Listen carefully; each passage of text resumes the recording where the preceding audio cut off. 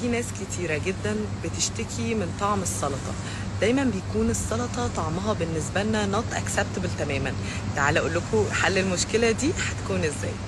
دايما طعم السلطة بيبقى سيء جدا بالنسبة لنا، بنيجي ناكله بيبقى مش مستصغينه ومش حابينه.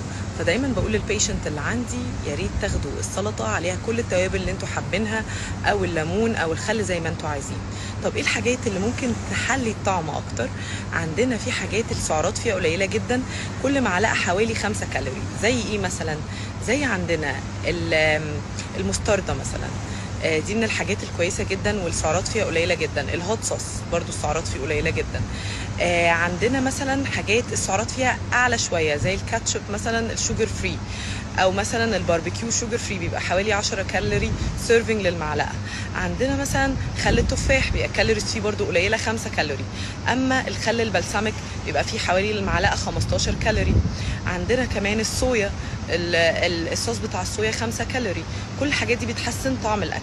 وفي صوص انا بحبه جدا شخصيا، دبس الرمان، المعلقه فيه حوالي 40 كالوري. فيا ريت ما نكترش برضو منه قوي عشان ما يعليش السعرات.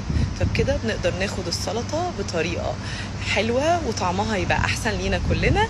فيا ريت نجرب الصوصات دي على السلطه.